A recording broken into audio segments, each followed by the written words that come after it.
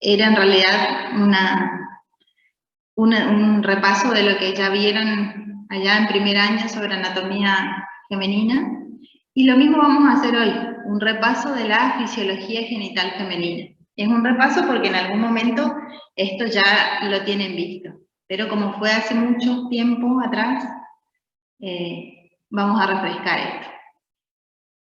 Siempre, por supuesto, sepan que esto es el ABC, ¿no? O sea, es lo mínimo, menos que esto no puedo saber. Sí puedo saber un montón más, de hecho es un esqueleto la clase, es algo como para que les sirva de guía para ampliar el tema, ¿no? Pero lo mínimo que está puesto acá es lo que tienen que saber, sí o sí. Empezamos entonces.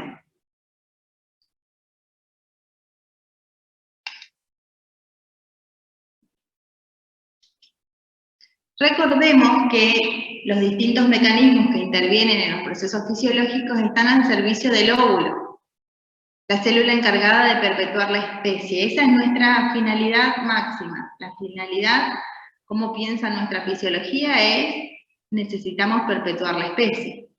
Y para los procesos tan delicados como el de la fecundación, la anidación y el desarrollo embrionario, se llevan a cabo en la intimidad del aparato genital femenino, y de hecho la importancia de este proceso se evidencia ya que todo en nuestro aparato genital está bien protegido en la intimidad de la pelvis, rodeado de una cintura ósea, que es la cintura ósea pelviana, ¿no?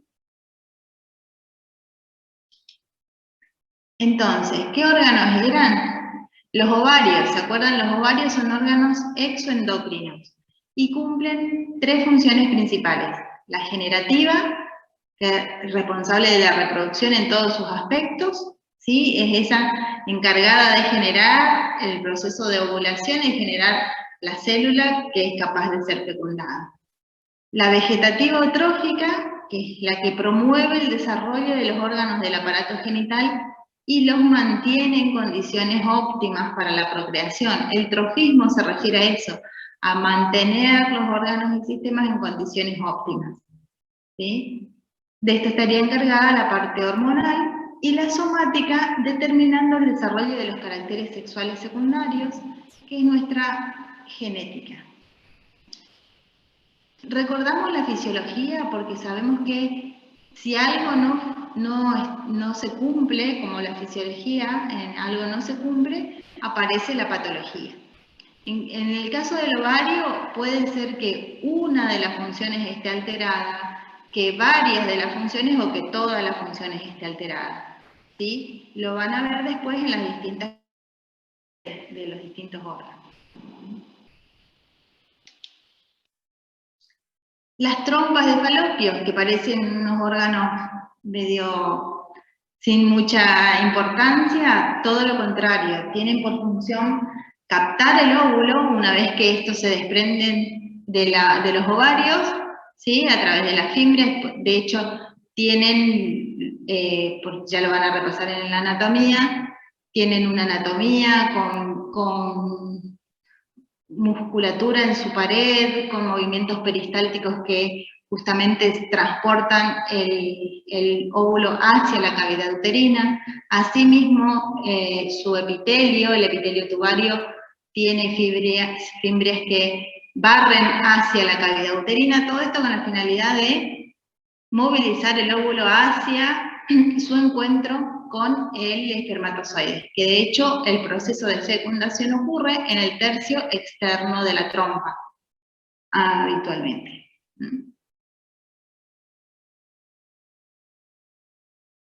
Entonces ya saben, recordando su función, ya van a saber la patología que puede ocurrir cuando alguna de estas funciones no se cumple.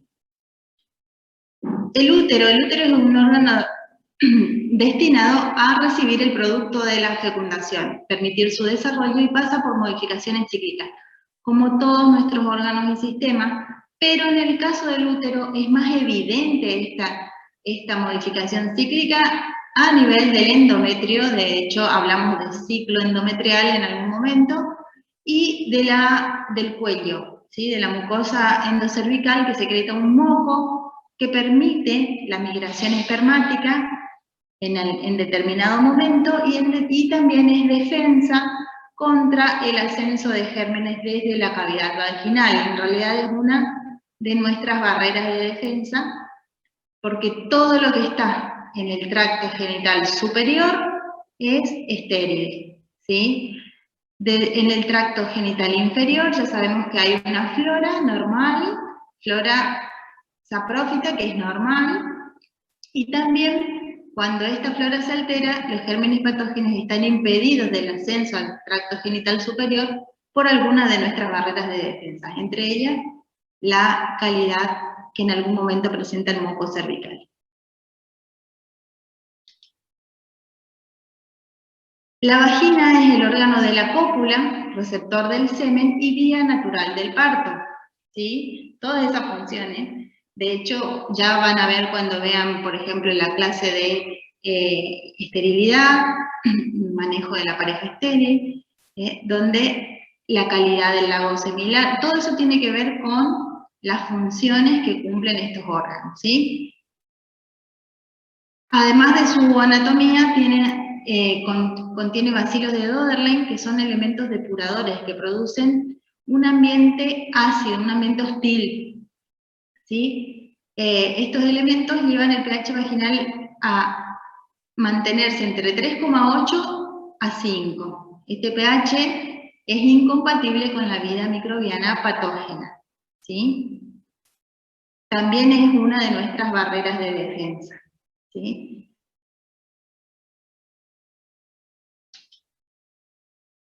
La vulva sería nuestra primera barrera de defensa, porque para que su función se cumpla, los labios mayores deben coaptar, o sea, cerrar la hendidura vulvar, ¿sí? Y protege de esta manera las formaciones anatómicas superiores. Además, la vulva desempeña un papel importante durante el acto sexual, saben su constitución con tejido esponjoso y numerosas terminaciones nerviosas sensitivas que juegan un papel importante.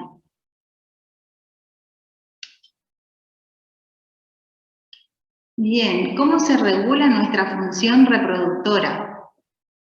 Sí, el ciclo menstrual de la mujer es consecuencia de una delicada y compleja interacción entre procesos que involucran el hipotálamo, la hipófisis y el ovario. ¿Sí? Ese es el eje hipotálamo hipófiso gonadal, en nuestro caso ovárico. Existen otros centros nerviosos que mediante neurotransmisores actúan sobre el hipotálamo con efectos sobre la función reproductora. Estos otros centros nerviosos, hablamos de el sistema límbico, por ejemplo, la amígdala, sobre todo la corteza, son otras áreas del sistema nervioso que actúan como moduladores a nivel del hipotálamo, ¿sí?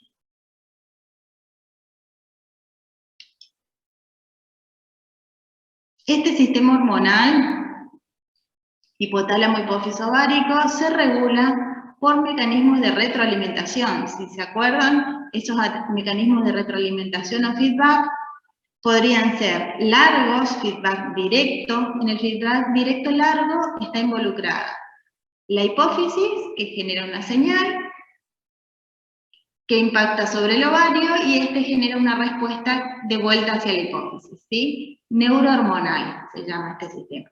El largo indirecto, la señal, antes de llegar al órgano efector, pasa por otro órgano que puede ser comparador, como por ejemplo el hipotálamo, ¿sí?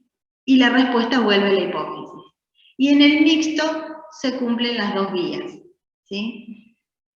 Para el feedback corto únicamente tenemos involucrados el hipotálamo y la hipófisis, que comunican, porque en esta zona hay un sistema vascular especial que se llama sistema porta-hipofisario. Las hormonas que están involucradas en este sistema corto también son diferentes, ¿sí? Recuerden que las hormonas en el sistema largo son hormonas esteroides. Este sistema neurohormonal que les conté primero son hormonas esteroides, y en este sistema corto son hormonas peptídicas, ¿sí? Esto también me da una idea de la velocidad de respuesta de esperar para cada señal, ¿no? Y en el sistema ultracorto ocurre como una autorregulación, una regulación autócrina del hipotálamo, ¿sí? El hipotálamo o expone o retrae determinado número de receptores de acuerdo a su propia necesidad, ¿sí? Es una autorregulación del hipotálamo, ¿sí?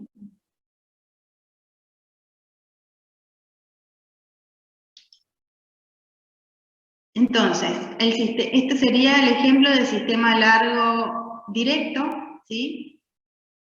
Hipófisis, señal, ovario, respuesta a la hipófisis. Generalmente la respuesta es amplificada, ¿no? En el sistema indirecto dijimos la señal pasa por otro órgano comparador, como puede ser el hipotálamo, y en el mixto utilizamos las dos vías, ¿sí? En el sistema corto involucramos a la hipófisis y al hipotálamo solamente, y en el ultracorto dijimos que era una autorregulación hipotalámica.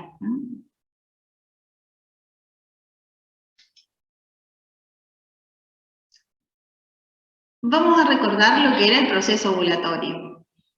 Desde el sistema nervioso central, cuando ponemos sistema nervioso central nos referimos a esas otras áreas que dijimos que impactan también sobre el hipotálamo, ¿sí? Actúa como modulador de los ciclos y del comportamiento sexual. El hipotálamo va a recibir entonces señales desde el sistema nervioso central y envía señales por el sistema porta a la hipófisis. Recibe también las señales del proceso de retroalimentación desde hipófisis y desde los ovarios, los integra y secreta en forma pulsátil la hormona liberadora de gonadotrofina o GnRH. ¿Sí? La secreción hipotalámica siempre es pulsátil, pero son dos gonadotrofinas. O sea que el hipotálamo, la GnRH, pulsos más altos y más frecuentes significará FSH, pulsos más bajos y más distales significará LH, pero es una sola hormona liberadora para dos gonadotrofinas diferentes. Lo que cambia es el tipo de secreción pulsátil que tenga. Chicos, me disculpan un segundo porque como estoy de guardia tengo que atender estos mensajes.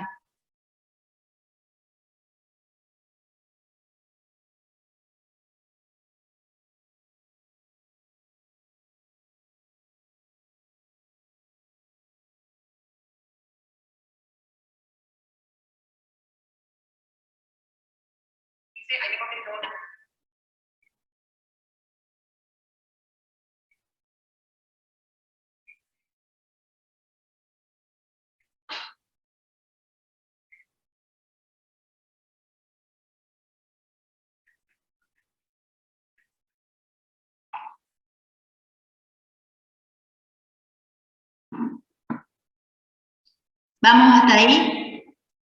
Hipotálamo, GnRH en liberación pulsátil para las gonadotrofinas. Estas gonadotrofinas, la FSH, ¿cuál era su función? Estimula el crecimiento del folículo ovárico, conduciéndolo a diversos grados de maduración, por eso se llama de hecho folículo estimulante, ¿no? ¿Se acuerdan que se seleccionaba un pool de folículos? De hecho ya se van seleccionando en ciclos anteriores, de los cuales uno solo es el que va a llegar a ovular. Generalmente es aquel que expone determinado número de receptores, es aquel que alcanza un tamaño generalmente mayor a 7 u 8 micrones, ¿sí? Que son los folículos seleccionados para la ovulación, de los cuales uno solo es el que va a ovular.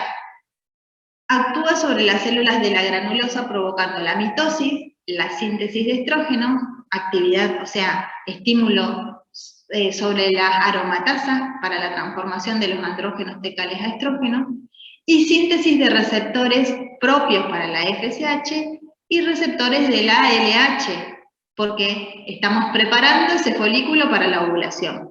¿sí? Todo esto es lo que ocurre durante el periodo de estimulación folicular por FSH. Vamos hasta ahí. Esto les cuento porque después, en algunas subespecialidades o en algunas áreas de la especialidad van a ver, como por ejemplo en infertilidad o esterilidad, cómo se seleccionan estos folículos, cómo sabemos cuáles son los folículos que son aptos para la captación ovular. Entonces, el estradiol aumenta en la fase folicular temprana, dijimos, por estímulo de las células de la granulosa por la FSH, ¿no? Entonces, aumenta en la fase folicular temprana, luego produce dos efectos. Por un lado, disminución de FSH, o sea, recuerden, estrógeno es feedback negativo para FSH, ¿sí? Y por otro lado, el ascenso de la LH, o sea, estrógeno es feedback positivo para el LH. Y esto es necesario que sea así para que ocurra el pico de LH que debe sobrepasar un umbral de 200 picogramos por mililitro. O sea, los estrógenos deben estar altos y deben mantenerse generalmente por más de 36 horas. Este umbral de 200 picogramos es superado bastante más, puede llegar a 600 picogramos. Entonces, superado este umbral, recién va a poder ocurrir el pico de LH. O sea, es necesario para el proceso ovulatorio. Hay pocos valores numéricos que tengan que recordar, pero como les dije hoy, esto es el ABC. Si está puesto ahí es porque se tienen que acordar de esos valores. Fíjense que estrógenos se miden en picogramos por mililitro, diferente a progesterona que se mide en nanogramos por mililitros. En el proceso de ovulación se produce entre 10 a 12 horas después del pico de LH, ¿sí? Ocurrido el pico de LH, en realidad es un proceso de ovulación, ahora se habla de postura ovular, para que no les quede como que si fuera un hecho abrupto, explosivo, en un momento dado, sino que en realidad ocurre durante algunas horas y es un proceso, por eso se llama postura ovular. Se produce entonces entre 10 a 12 horas después del pico del LH, donde aumentan las prostaglandinas y el AMP cíclico intrafolicular. Esto lo que produce es reanudar la meiosis del ovocito, que se acuerdan estaba detenida en la profase. Se produce la luteinización de la granulosa y de la teca. Quiere decir que estas células se van a transformar la luteinización es el cambio en su contenido de glucógeno y de lípidos, porque estas células se van a transformar en células de la granulosa, de la teca, del cuerpo lúteo, perdón. La luteinización de las células de la granulosa y de la teca que van a formar después el cuerpo lúteo, posterior a la ovulación. Entonces, en la fase lútea, que es cuando dijimos que ya se transforman estas células, cambia, en realidad estrógeno y progesterona, recuerden que hay en las dos fases del ciclo, pero lo que cambia es la proporción entre ellos. Entonces, en esta fase lútea los niveles de progesterona van a aumentar, oscilando entre 5 a 20 nanogramos por mililitro. La secreción de progesterona es horaria, por eso es muy difícil de medirla en sangre, ya les voy a contar después cómo hacemos para medir eso.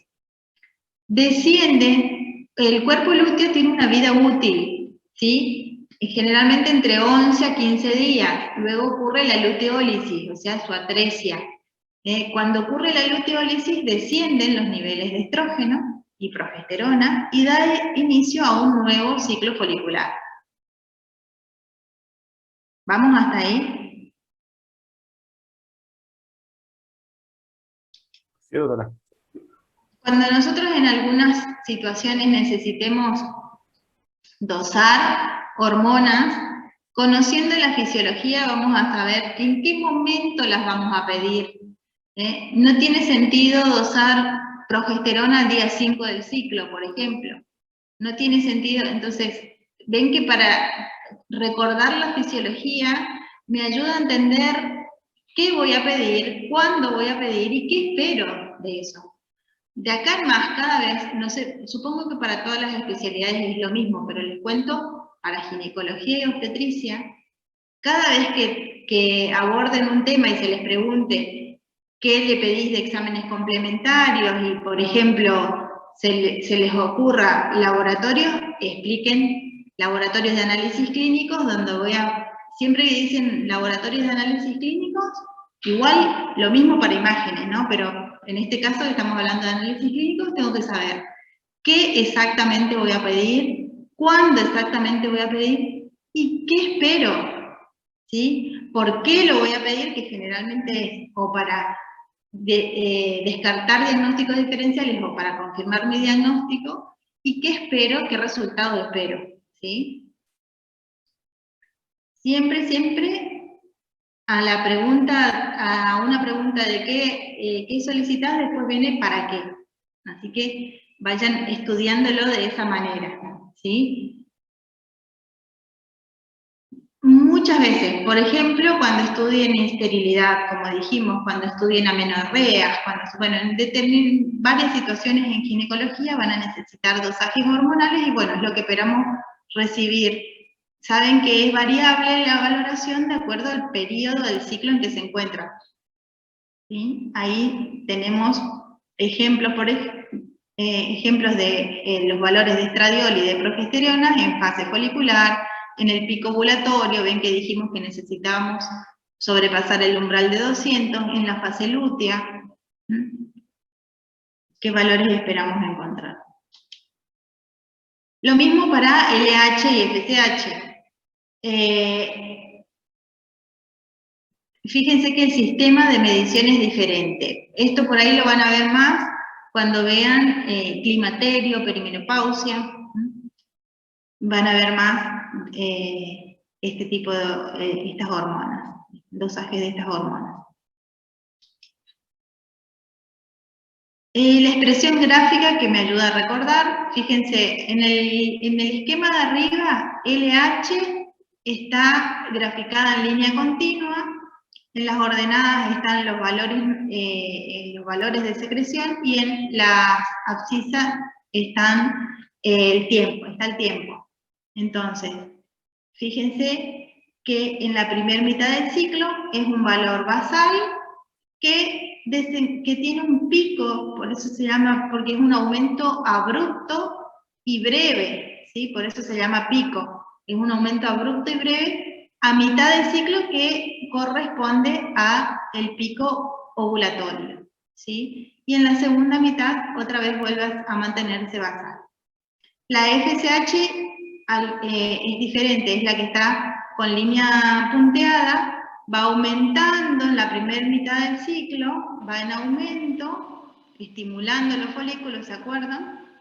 Y en la segunda mitad del ciclo se mantiene más basal, ¿sí?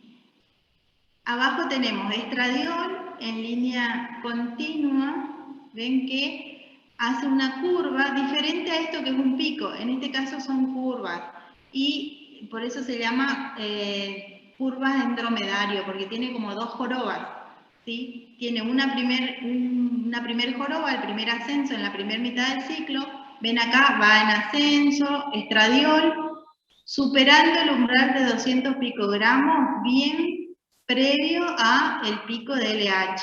¿Bien? Y en la segunda mitad, estradiol desciende luego con la luteólisis, ¿sí? Hacia el final del ciclo. Progesterona, por ejemplo, que es la que está en línea punteada, en la primera mitad tiene una curva bajita, pero en la segunda mitad es protagonista. Progesterona en la segunda mitad, ¿ven? Tiene una joroba más alta. Y también desciende cuando ocurre la luteólisis, ¿sí?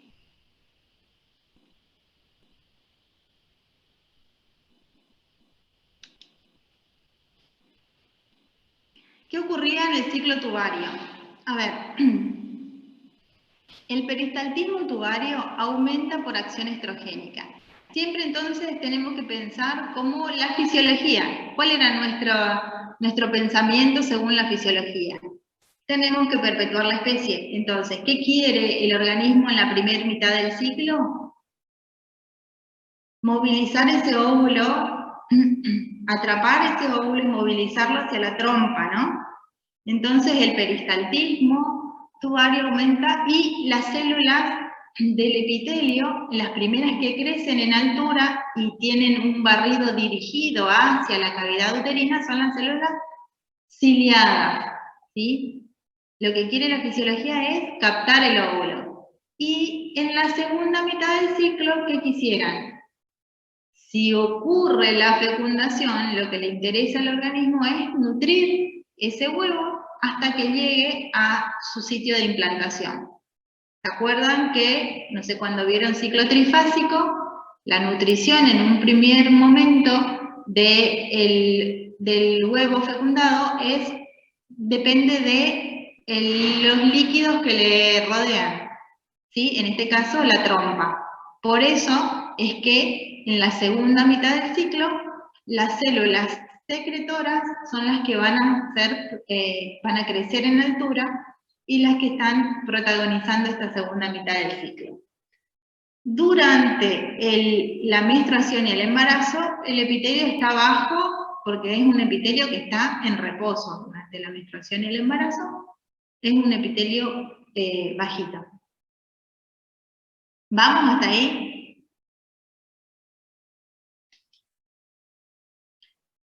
¿Qué pasaba en el útero? Dijimos el endometrio y el cuello son los lugares que más evidencian este cambio cíclico. Entonces, en el endometrio,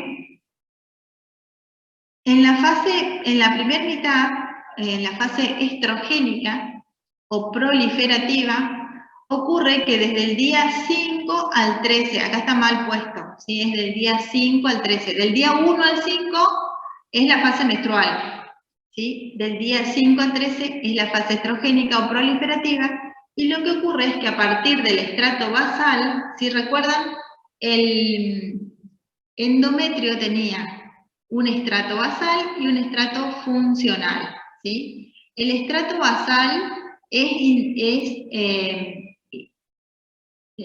inamovible, no sé, no me sale la palabra, pero no se modifica, inmodificable. Es el que contiene los fondos glandulares, el que contiene las células totipotenciales, que son encargadas de regenerar el endometrio después de la menstruación, ¿sí? Entonces, eso es permanente. Lo que se modifica es el estrato funcional, que mes a mes crece, se prepara para el embarazo y si no ocurre embarazo, depriva, se descama y lo vemos como menstruación, ¿sí? Entonces, desde la basal hasta completar su proliferación, este endometrio en la primera mitad mide de 0,5 a 3 milímetros. Esta medida de 0,5 a 3 milímetros es hasta terminar en la fase proliferativa. Y es la medida de una pared. Recuerdan que el útero es un órgano hueco que tiene una cavidad virtual. Está todo tapizado por dentro de endometrio. Entonces, esta medida es de una pared endometrial que se enfrenta a la pared de enfrente porque es una cavidad virtual. Entonces, las mediciones del espesor endometrial, que son mediciones ecográficas, me van a medir de pared a pared, no me miden solo una cara del endometrio, no sé si me explico, ¿sí? La medida del espesor endometrial hecha por ecografía es de pared a pared, o sea que de pared a pared, al final de la fase proliferativa podríamos tener hasta 6 milímetros, ¿sí? 3 milímetros si es una sola pared y 6 milímetros si estamos hablando de la medición ecográfica de cavidad virtual. Las glándulas aumentan en número, crecen en longitud, se vuelven tortuosas y onduladas, y en el estroma vamos a ver mucha mitosis, vamos a ver un estroma ajustado, oscuro, con muchas figuras de mitosis, porque aquí hay proliferación, ¿sí? Hay crecimiento. ¿Por qué les explicamos así todas estas palabras? Porque con estos términos el patólogo nos va a informar nuestra muestra endometrial, ¿sí? Nosotros tenemos que después diagnosticar si está en qué fase está, de acuerdo al informe patológico, ¿sí?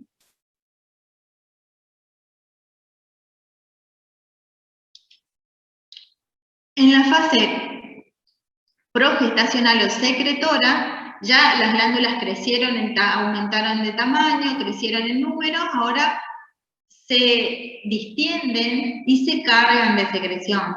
Vamos a ver sus paredes distendidas, aserradas, o ¿se acuerdan en histología las glándulas en serrucho?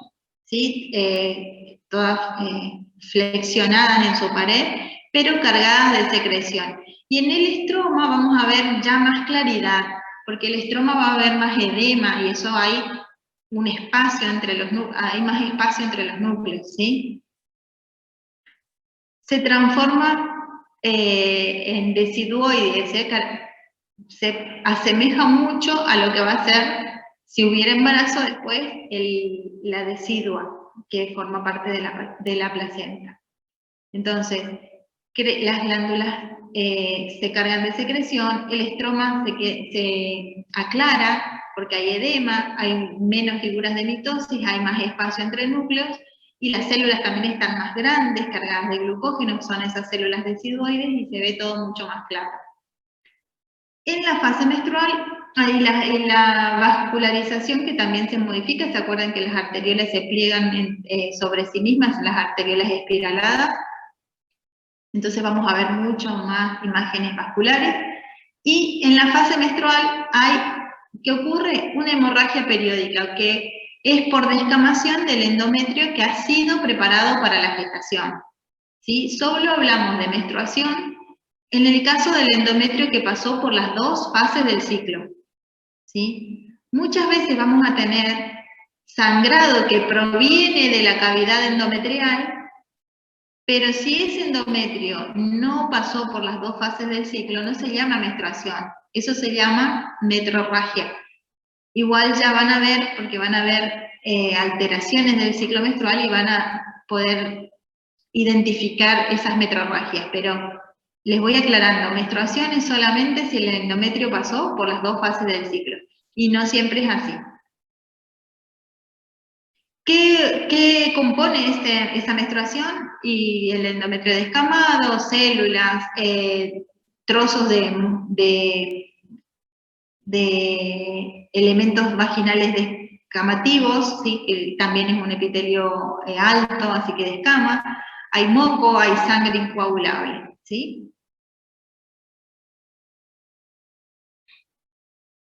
Bien.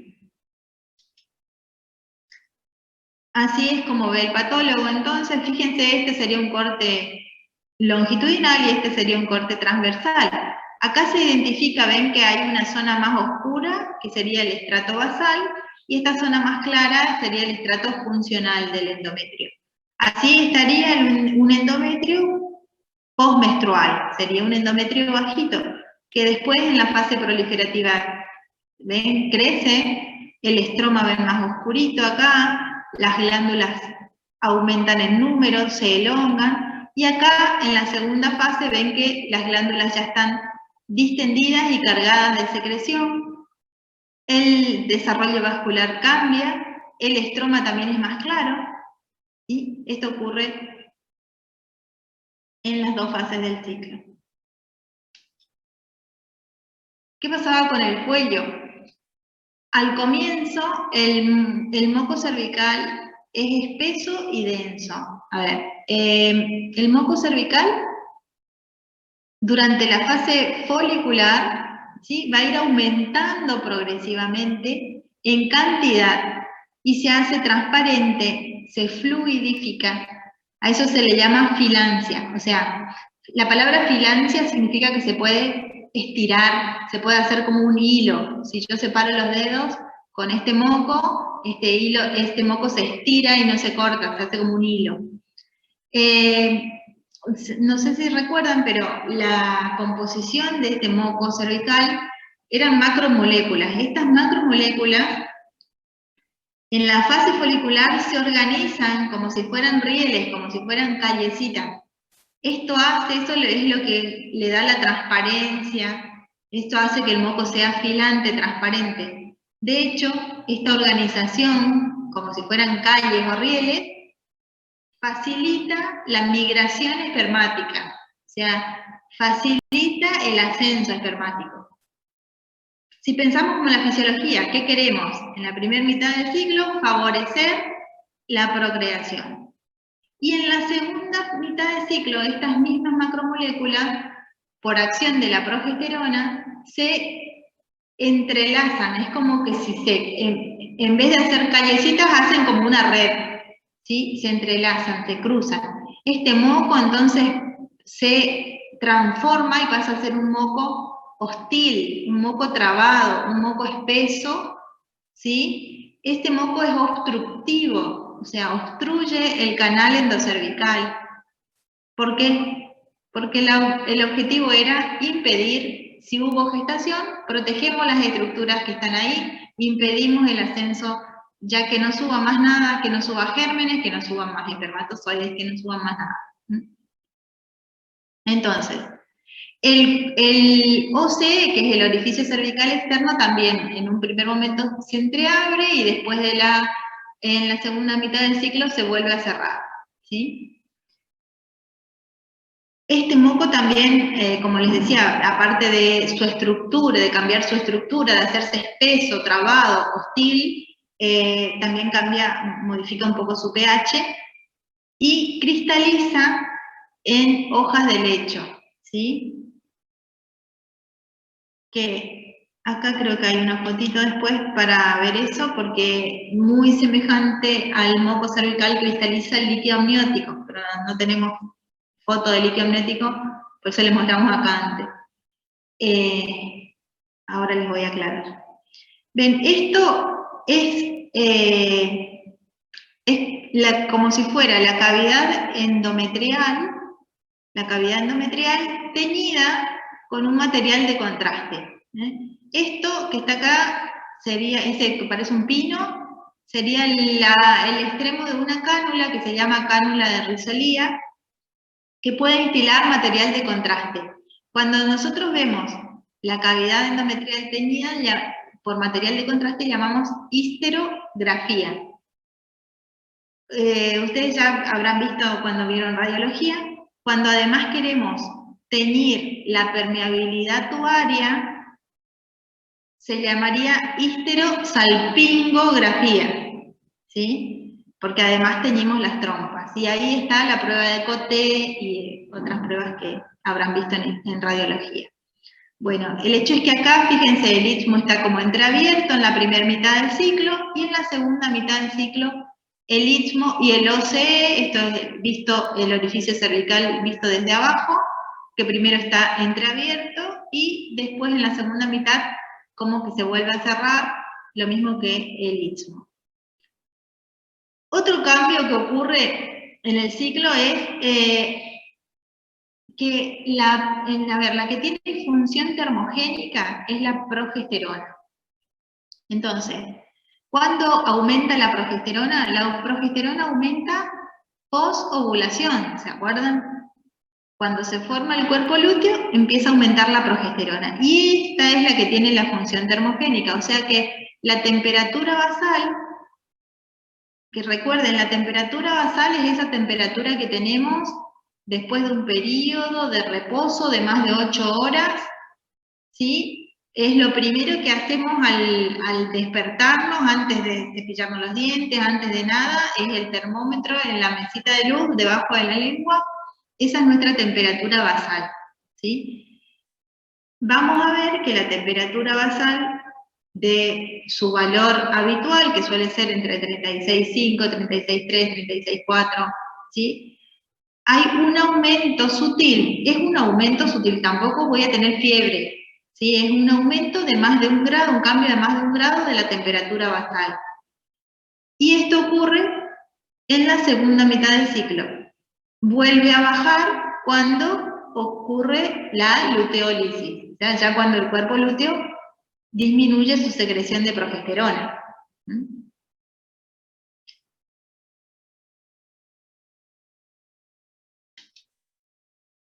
Esta es la foto de la cristalización del moco cervical. Ven que, como decimos, en este caso está trabado, pero muchas veces las macromoléculas están organizadas. Y cuando está trabado, forma como hojas de lecho.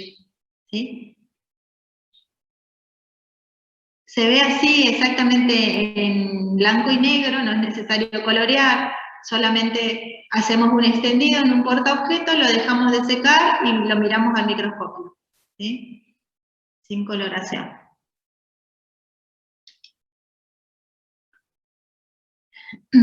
La vagina también pasa por modificaciones cíclicas, sobre todo evidentes a nivel del epitelio. ¿Se acuerdan que es un epitelio estratificado? Todos los epitelios que son estratificados descaman. Y nosotros vamos a estudiarlo entonces por citología exfoliativa. En este caso, lo que queremos contar es cómo se evidencia el funcionamiento cíclico del ovario en las células del epitelio vaginal. O sea, es una citología exfoliativa con criterio hormonal. Porque ustedes van a ver otro tipo de citología exfoliativa, que es la que con criterio oncológico. ¿Sí? El Papá Nicolau, ¿sí? ¿Recuerdan? El Papá Nicolau es un estudio de citología exfoliativa, pero con criterio oncológico. En este caso, con criterio hormonal. Y vamos a ver que en la fase estrogénica, ¿qué ocurría? Aumenta el espesor del epitelio. Entonces, las células, si se acuerdan, cualquier epitelio estratificado tenía células basales, parabasales, intermedias y superficiales. ¿Sí? Las basales, parabasales e intermedias eran las acidófilas o más azules, ¿sí? Y las superficiales eran las naranjas o basófilas, o acidófilas, ¿sí? Entonces, el índice, que es la proporción entre estas células, para el caso de las superficiales, o las naranjas, o acidófilas, va de 15 a 30, progresa de 15 a 30 en la primera mitad. ¿Sí? Y luego de la ovulación, y en la ovulación, y luego de la ovulación, el índice pasa a ser 70%. ¿Sí? En la fase progestacional, las intermedias van a ir ocupando posiciones más altas, y las intermedias eran las azules o basófilas. ¿Sí?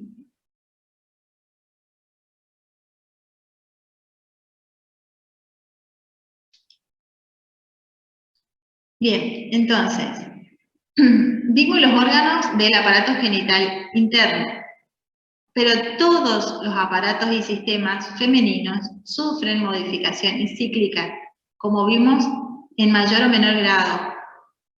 Inclusive hay algunos que son muy difíciles de cuantificar, por decirlo, pero como por ejemplo el psiquismo, pero sí que es real que sufre modificaciones cíclicas, sus conductas y sus emociones. A ver, hay un montón de acá que quiero que sigan profundizando, porque esto, como les dije, es un esqueletito, es un ABC, pero hay mucho más que les va a ser útil si profundizan para el resto de la materia. Por ejemplo, a ver, hablamos algo sobre las hormonas ováricas, hablamos algo sobre las hormonas que dijimos, estrógeno y progesterona, y lo van a ver en toda la materia, ¿sí? Ginecología es estrógeno y progesterona. Entonces, si lo voy a usar en toda la materia y voy a usarlo cuando vea medicaciones, cómo modificarlas, cómo manejar las dosis, etc., lean un poquito más de esto. ¿Qué tipo de hormonas son? Que ya fuimos adelantando, son hormonas esteroides. Entonces, ¿cómo funcionan las hormonas esteroides? ¿Cuáles son sus órganos blancos? Y de esa manera voy a saber cómo manejarlas mejor, ¿sí? ¿Cómo funciona estrógeno y progesterona a nivel de, por ejemplo, que no está puesto acá, pero lo tienen que saber, es mama, por ejemplo. Cómo funciona estrógeno, progesterona a nivel de las mamas, sobre todo en sus distintos órganos, en sus distintos órganos blancos.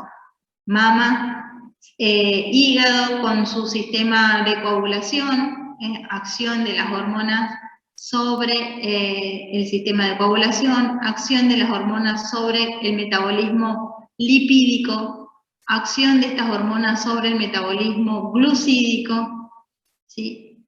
Que no forma parte del sistema genital femenino, pero como dijimos, estas hormonas actúan sobre todos los órganos y sistemas femeninos, entonces también están involucrados, ¿sí? Bueno, chicos, fue una aproximación. Nos veremos entonces en la próxima clase si no tienen preguntas. Si tienen preguntas, estoy aquí para contestar. Doctora, ¿puedo hacer una pregunta? ¿Sí? Sobre la eosinofilia. ¿Se puede evidenciar en un laboratorio, algo así? Ah, perdón, no escuché la palabra que dijiste. Los eosinófilos, cuando están en aumento, ¿los veo también en laboratorio o no? ¿Eosinófilos? Sí, porque acá aumentan las células eosinófilas en un 15-30%. Lo que quiero saber si en el laboratorio se puede ver este aumento o no. ¿Vos me estás hablando de la citología por descamación? Sí, sí.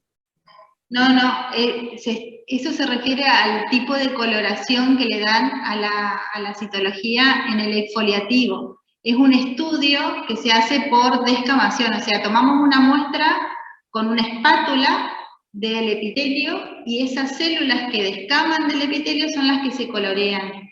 Y en esa coloración, se recuerdan todo de hematoxilina y eosina, había eosinófilos, que sean las naranjas, o... Ok. Sí, y basófilas, que son las azules. Sí, claro. El término eosinófilo basófilo se refiere a la coloración que le dan a las células del epitelio exfoliativo. ¿Sí? Ok, perdón. Gracias. Doctora, ¿Sí? mañana tendremos clase a las 10 con usted. Mañana tienen, pero no conmigo. Sí, mañana tienen, pero no conmigo. Bueno, ¿cómo hago para comunicar al docente, doctora, que tenemos final de neurología a las 10, pero es en Choice por la plataforma, que algunos dirán se atrasar? ¿Cómo hago para avisar? Yo igual le voy a avisar ahora a Bedelía, tienen que avisar.